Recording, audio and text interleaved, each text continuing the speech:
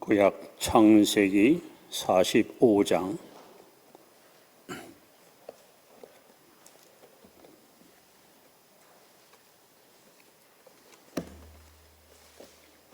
창세기 45장 1절로 8절 말씀 우리 교독합니다.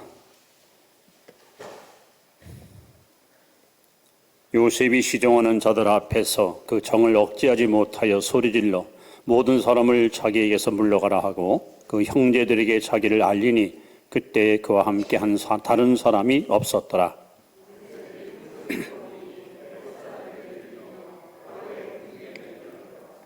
요셉이 그 형들에게 이르되 나는 요셉이라. 내 아버지께서 아직 살아 계시나이까? 형들이 그 앞에서 놀라서 대답하지 못하더라.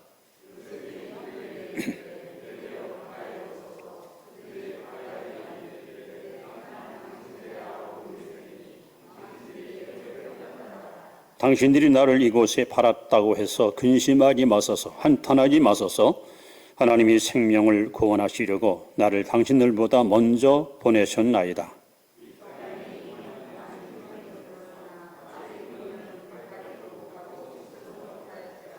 하나님이 큰 구원으로 당신들의 생명을 보존하고 당신들의 후손을 세상에 두시려고 나를 당신들보다 먼저 보내셨나니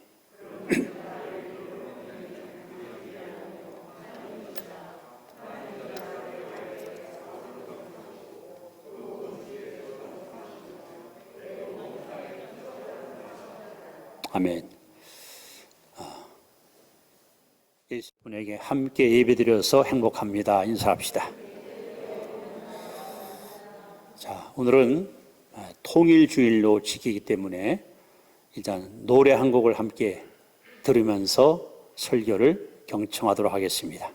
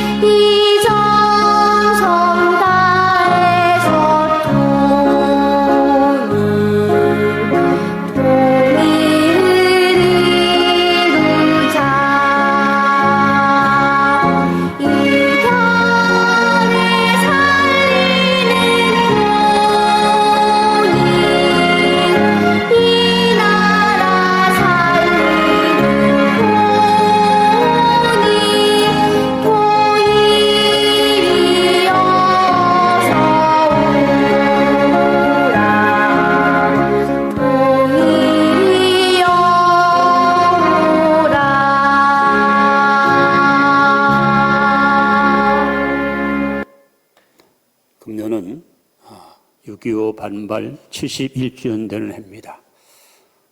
지구상의 유일한 분단국가는 우리 조국 대한민국밖에 없습니다.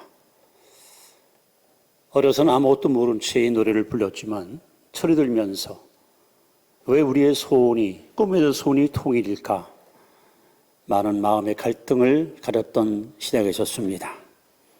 저는 기독교 입장에서, 소위 기독교적인 입장에서 우리 한국 역사를 여러분 앞에 이 시간 소개하려고 합니다. 이거는 세상적인 관점으로 보면 이해가 안 됩니다.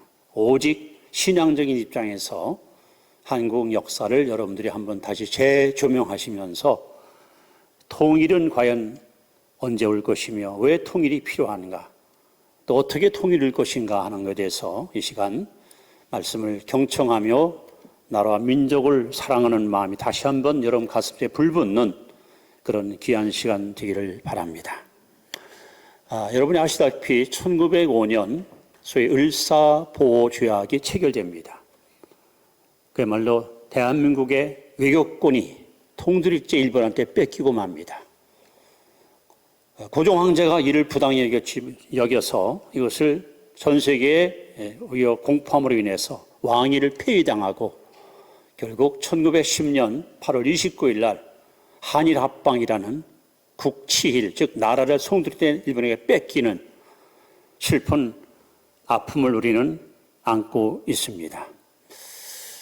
그 당시 교회를 중심으로 독립운동을 대대적으로 시도했고 1919년 3월 1일 날 기점으로 소위 3.1 만세운동이 삼천리 반도 강산에서 우렁차게 울려 퍼져 민족 자결주의 운동이 국가에 큰 획을 긋는 일이 있었습니다. 일제는 교회가 항상 눈에 가시 같고 특히 목회자들은 제거돼야 될 첫 번째 그들의 제거의 대상이었습니다. 그래서 그들은 강압적으로 또는 회유를 하면서 교회를 무너뜨리기를 시도하다가 안타깝게도 1938년 9월 10일 날 평양에 있는 서문박 교회에서 조선예수교 장로회 27회 총회가 열렸습니다. 그때 총대위원들보다는 일본 군인들과 순사들이 훨씬 더 많이 예배당에 무기를 갖고 진출해서 이 총회를 그야말로 강압적으로 밀어붙입니다. 당시 홍택기 총회장이 총회를 인도하면서 신사참배는 국민의례고 국가의례지 우상숭배가 아니다. 이의 있습니까는 묻지 않고 그래서 우리는 찬성합니다 하고 일방적으로 신사참배 가결을 선언합니다. 이것이 한국교회의 가장 치욕적이고 가장 비천한 슬픈 실패의 날입니다. 이 의결이 있고 난 후에 김길창 부총회장을 앞장서서 목사님들이 모두 신사 앞에 가서 머리를 숙이고 우상 앞에 무릎을 꿇는 부끄러운 일을 시도하기 시작합니다. 또 일본은 중국과 즉 중인전쟁이 반발하면서 교회에다가 강압적으로 헌금을 요구해서 성도들이 드린 피눈물 나는 헌금을 가지고 군사력의 소위 그 보조금으로 보태는 일을 시도하게 됩니다. 이때 하나님이 세우신 의로운 하나님의 종이 있었습니다. 바로 주기철 목사님입니다. 이분이 일제 치하의 신사참배를 반대하다가 엄청난 고문을 당하고 고통을 겪으시다가 1939년 2월 6일 날, 2월 첫째 주일 날 산정인 교회 강단에서 5종목의 나의 기원, 즉 감옥에서 평소에 기도하던 5가지 기도 제목을 신자들한테 증거하게 됩니다. 그 내용은 첫 번째, 죽음의 권세를 이기게 하옵소서. 두 번째는 장기의 고난을 견디게 하옵소서. 세 번째는 노모와 처자를 하나님께 의탁하나이다. 네 번째는 의에 죽고 의에 살게 하옵소서. 다섯 번째는 내 영혼을 하나님 손에 의탁합니다. 근데 그분이 네 번째, 의에 살다가 의에 죽기 원합니다 하고 이 설교하시다가 갑자기 성령에 사로잡혀서 놀라운 예언을 이분이 입술로 선포했습니다. 아, 내 주 예수의 이름이 땅에 떨어지는구나. 평양아 평양아 동방의 예루살렘아 영광이 내게서 떠났도다. 모란봉아 통곡하라 대동강아 천백세에 흘러가며 나와 함께 울자.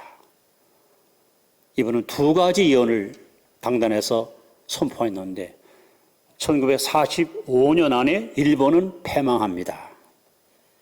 그리고 동방 예루살렘인 평양 땅에 하나의 영광이 떠난다. 이번의 예언은 그대로 적중됐습니다. 1945년 8월 9일 나가사키 히로시마에 원자탄이 투하되면서 일본 천황이 항복을 선언하고 생각지 않았던 해방의 기쁨을 우리 민족은 맛보게 됩니다. 자, 문제는 해방 이후 한국교회의 부끄러운 모습입니다. 끝까지 신사판을 거절하고 반대하던 사람들이 감옥에 들어가서 사형선고를 받다가 해방이 되면서 풀려나옵니다. 그들은 신사 앞에 무릎 꿇었던 목회자들한테 자숙하라고 강단에 서지 말라고 그렇게 어찌 보면 경고를 하게 됩니다. 또 신사 앞에 무릎 꿇던 목회자들은 우리가 교회 살리려고 했지 내가 살려고 했느냐.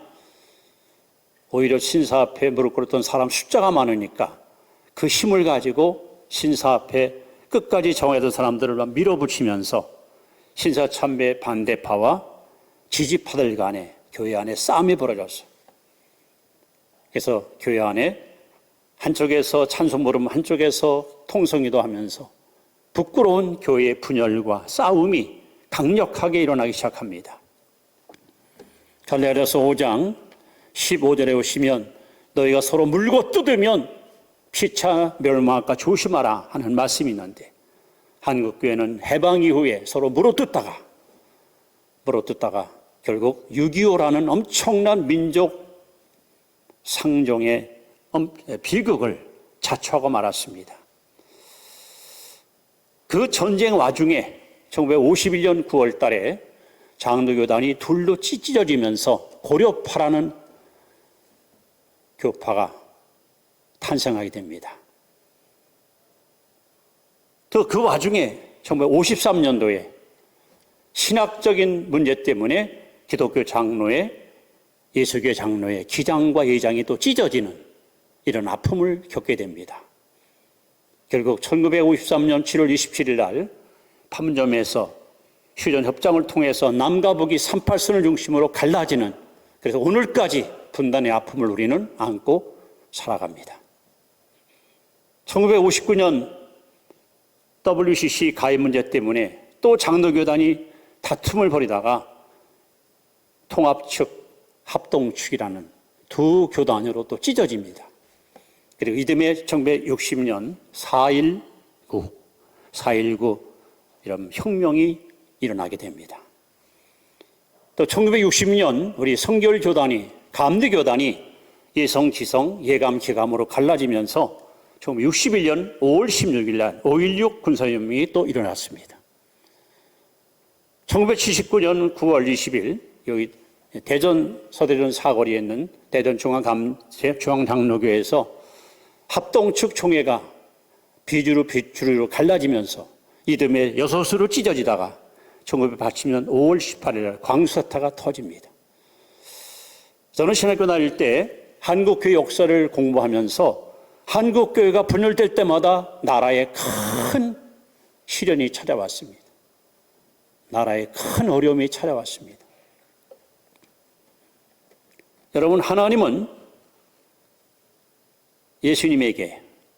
예수님은 성령께 하나님의 위대한 일을 부여했는데 지금은 교회 시대고 성령 시대입니다. 즉 하나님은 교회를 통해서 일하십니다. 그런데 교회가 하나 되지 못하고 서로 싸우고 찢어지고 갈라지니까 나라도 분열되고 백성들의 마음도 나누어지고 그래서 우리는 기독교 입장에서 볼 때 오늘 대한민국의 6.25 전쟁과 이 엄청난 민족 분단의 비극은 바로 교회의 죄가 민족의 화를 자초했다는 것을 알 수가 있습니다. 하나님은 시편 133편 1절에 이렇게 우리에게 말씀합니다. 보라, 형제가 연합하여 동거함이 어찌 그리 선하고 아름다운고. 하나님은 우리가 연합하기 원합니다. 하나 되기 원합니다. 그런데 교회가 하나 되지 못합니다. 지금도 장로교단은 약 300개가 넘는 교파를 가지고 사본을로 찢어져서 얼마나 부끄러운 출퇴를 솔직히 보여주고 있습니다. 자, 그렇다면 저는 여러분에게 조국 통일을 위해 우리가 할 일이 뭘까 하는 겁니다. 오늘 창세기 45장에서 우리는 그 해답을 발견할 수 있습니다. 저는 여기 계신 여러분뿐 아니라 이 땅의 모든 그리스도인들이 이 창세기 45장 이 말씀을 읽으면서 이 속에서 우리 대한민국의 미래를 볼 수 있는 영안이 열리기를 기대합니다. 우리가 통일을 위해서 할 일이 뭘까 하는 겁니다. 오늘 본문에서 우리는 세 가지 중요한 영적 교훈을 발견할 수 있습니다. 그 첫 번째는 민족의 동질성을 회복해야 됩니다. 자, 4절에 보시면 요셉이 형들에게 이르되 내게로 가까이 오소서. 그들이 가까이 가니 이르되 나는 당신들의 아우 요셉이니 당신들이 애굽에 판 자라. 여러분, 요셉은 누구고 형들은 누굽니까? 야곱의 12아들 가운데 요셉은 11번째 늦깎이로 태어났지요. 근데 아버지가 요셉을, 나엘의 소생인 요셉을 좀 각별히 총애하니까 10형들이 얼마나 요셉을 시기 질투합니까? 성경에 보시면은 한 번도 요셉에게 따뜻하게 미소를 짓고 대해준 적이 없습니다. 그러다가 17살 때 요셉이 꿈을 꿨고 그 꿈 얘기를 듣자마자 형들이 요셉을 죽이려고 아주 마음에 악심을 품게 됩니다. 그러다가 요셉이 저 고센으로 형들이 양을 치러 떠난 지 며칠 동안 소식이 없자 아버지 심부름으로 형들을 찾아갔다가 야, 꿈쟁이가 온다 해서 구덩이 속에다가 안매장 시키려고 요셉을 갖다 집어쳐놓습니다. 그런데 큰형 루벤이 죽이진 말자 해서 아라비아 상인에게 은 20냥에 노예로 팔아먹습니다. 그래서 요셉은 형들에 의해서 철저하게 배신을 당하고 버림을 당하고 결국 애굽의 노예로 팔려간 겁니다. 그런데 오늘 본문에 보시면 오랜만에 만난 형들에게 요셉이가 어떤 모습으로 그들을 대합니까? 성경을 자세히 보시면은 요셉은 형제라는 단어를 3번을 썼고요. 그다음에 형님들, 당신들은 말, 형님들이란 말을 7번 씁니다. 이게 뭐예요? 원수를 만났어요. 사실 죽이고 싶은, 너무도 잔인하고 비천한 그들 아닙니까? 근데 요셉은 그들을 원수로, 대적자로 본 것이 아니라 여전히 형제의식을 갖고 형님들, 형제들. 여러분 6.25 생각하면요, 김일성 계례도당들이 진짜 죽이고 싶은 원수와 같은 종자들입니다. 그러나 오늘 우리 국민들 마음속에 이런 적개심, 복수심 이런 걸 품고 있으면 하나님은 절대 이 땅에 통일을 줄 수가 없습니다. 이 동질성이 회복되어야 됩니다. 저들은 우리의 동포입니다. 우리 한 민족입니다. 한 형제고 한 아버지의 후손들입니다. 우리가 이질감을 가질수록 북한과 우리 관계는 점점점 멀어지는 거고, 동질성을 가질 만큼 우리는 더 가까인 이웃으로, 동포로 연합이 가능한 겁니다. 오늘 요셉이 품었던 용서와 화해의 마음, 오늘 한국교회가 이 마음을 가지고 우리 북한 동포들을 사랑으로 품어야 됩니다. 여러분 이산가족 상봉하는 거 종종 보셨지요?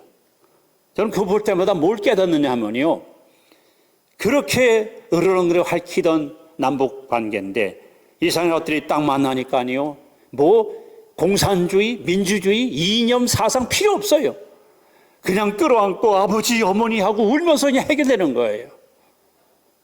이것이 대한민국의 현실입니다.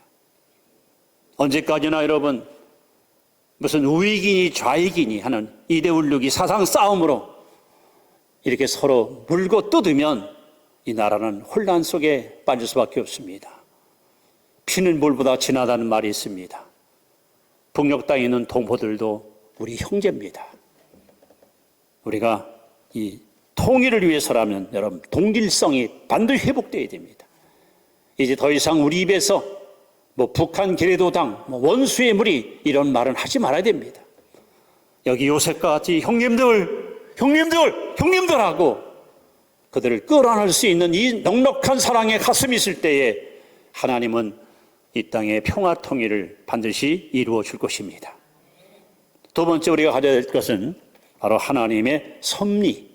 이 하나님의 섭리를 우리는 신뢰해야 됩니다. 자, 요셉은 지금 자기를 팔아먹고 자기를 죽였던 형들에서 어떻게 여러분 그들을 받아들이나요? 8절에 보면 놀라운 말씀이 있습니다. 그런즉 나를 이리로 보낸 이는 당신들이 아니요 하나님이시라. 이게 얼마나 놀라운 말이에요. 그러니까 우리나라의 통일 문제는요, 역사적으로 혹은 인간적인 방법 갖고는 해소가 안 돼요. 하나님의 관점으로 바라봐야 돼요. 마태복음 10장 29절에 예수께서 말씀합니다. 공중 나는 참새 한 마리도 하나님이 허락 없이면 떨어지지 않는다는 거예요.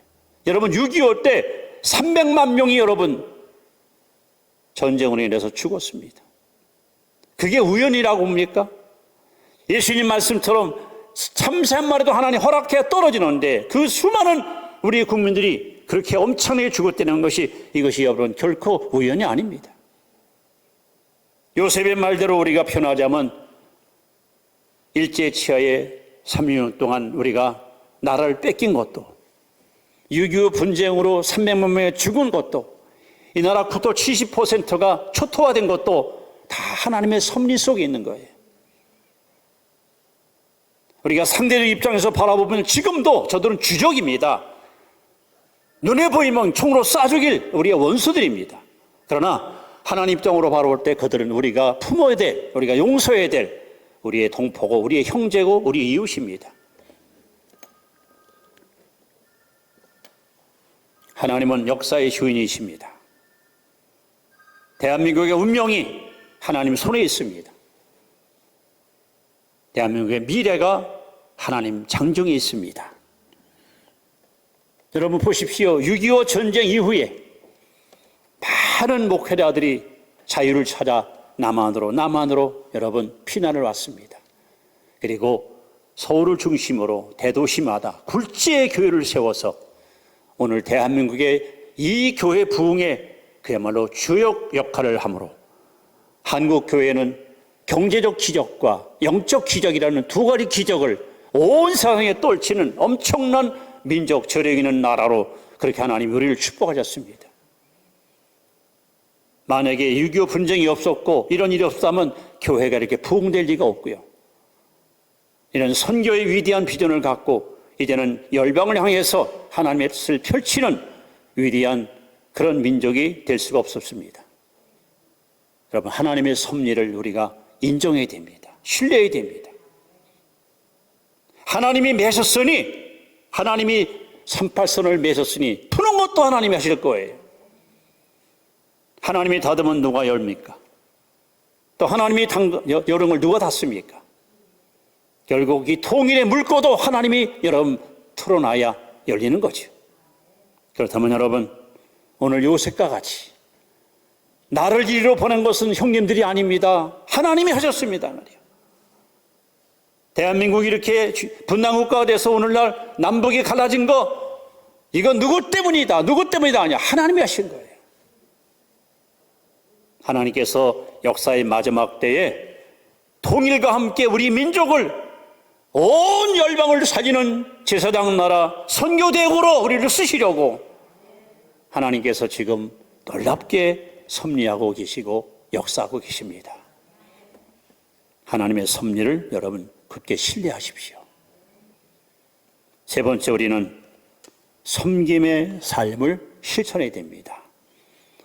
우리 1장에서 11절에 보시면 아버지의 아들들과 아버지의 손자들과 아버지 양과 소와 모든 소유가 고센 땅에 머물러 나와 가깝게 하소서. 무슨 얘기예요? 이제 형님들 자녀들 내가 다 내가 살리겠다는 거예요. 내가 다 먹이겠다는 거예요. 옷을 벗기고 구덩이에 집어넣어 매장시켰던 그 형들, 그 내 은 20냥의 동생을 팔아먹고 노예값으로 술 마시던 그 잔인한 형들. 근데 요셉은 형님들, 애굽에서 제일 비옥한 최고로 좋은 땅, 고센 땅을 왕한테 내가 불어받아서 여기다가 정착 지을 테니까 아무 걱정 마시오. 내가 형님들과 가족들을 내가 평생 먹이고 살리겠다는 거예요. 이게 여러분 얼마나 놀라운 일입니까? 뭐가 좋았어요? 뭐가 사랑스러웠어요? 오늘 우리에게 이 섬김의 삶이 필요합니다. 여러분, 동독과 서독이 통일된 이야기를 아십니까? 그 시발점은 바로 서독에 있는 교회에서 기도로 시작됐습니다. 처음에는 2명이 통일을 위해서 기도하던 것이 이것이 50명, 100명, 나중에는 막 몇천 명으로 늘어나면서, 그러면서 당시 서독은 우리나라 보세요. 지금 대한민국과 북한은요 27배나 우리가 잘 살아요. 지금 힘을 갖고 있는 건 우리입니다. 우리 힘이에요. 우리가 여러분 돕지 않으면 저들은 살 길이 없어요. 그래서 서독은 계속해서 물자를 보내고 계속 보내는 거예요. 그들이 거절하건 그들이 싫어하건 상관하지 않고 인도적인 차원에서 계속해서 우리 동포들을 우리가 살리자고 보내는 거예요. 그러다가 1989년 베를린 장벽이 무너지면서 여러분 독일 통일되지 않았습니까? 지금 우리는 이 그릇된 사상 싸움, 다시 말하면 북한을 조금만 인정하는 말하면 좌익이라고 밀어붙이고, 지금 이런 싸움할 때가 아닙니다. 하나님께서 왜 우리에게 경제 부흥을 주시고 이번 G7 정상도 모인 거 여러분 들어보잖아요. 한국의 국격이 이렇게 높아지고 위상이 이렇게 높아졌어요. 대통령 외국 가면요 엄청나게 여러분 대접받습니다. 왜? 한국이 강하니까 그런 대접받는 거예요. 지금 우리가 칼자를 쥐고 있습니다. 북한을 우리가 살려야 됩니다. 우리가 그들을 것을 먹을 거 주고 입을 거 입혀야 됩니다. 여러분 뉴스에 못 썼습니까? 김정일도 그렇고 김일성도 그렇고 김정은도 그렇고 하는 말이 뭐예요? 인민들에게 쌀밥과 고기를 먹인다고. 이건 60년대 우리가 한 말이에요. 지금도 그거 가지고 사람들은 먹고 사는 거에 이렇게 연연하고 있습니다. 그만큼 가난하고 그만큼 헐벗고 있습니다. 그런데 우리가 나 몰라라 하고 눈 감고 있으면 안 됩니다. 우리는 그리스도의 사랑을 가지고 그들에게 여러분 섬겨야 됩니다. 베풀어야 됩니다. 나눠야 됩니다. 그래서 저는 늘 기도하는 것이 자주통일, 평화통일, 복음통일, 이 통일을 우리가 이루어야 됩니다. 강대국들에 의해서 입김으로 작용돼가지고 통일되면요, 이건 자주통일이 아니에요. 남북한 정상들이 정말 허심탄회하게 얼굴을 맞대고 엉얼했던 가슴에 한을 풀고 에서와 야곱이가 야보강가에서 서로 끌어안고 엉엉 울면서 화해했던 것처럼 저 임진강변에서 남북 동포들이 끌어안고 눈물을 흘리며 화해하는 날이 속히 오기를 우리는 기도하고 기대해야 됩니다. 사랑의 힘은 이념과 사상을 뛰어넘습니다. 사랑의 힘은 어떤 세력도 무너뜨리는 강력한 에너지가 있습니다. 여러분, 예수님이 땅에 오신 목적이 뭡니까? 예수님은 섬기러 오셨습니다. 우리 교회가 그리스도인들이 예수님의 정신을 본받아서 우리가 북한 동포들을 섬길 때 이 사랑의 손길이 그들의 마음을 녹일 것이고 그들의 사상과 이념을 무너뜨리고 우리의 정성이 반드시 국가 발전의 아름다운 열매를 맺게 될 것입니다. 저는 예수께서 37장을 읽다가 여기 어쩌면 이렇게 기가 막힌 대한민국의 통일 이야기가 성경에 기록됐을까 깜짝 놀랐습니다. 이제 예수께서 37장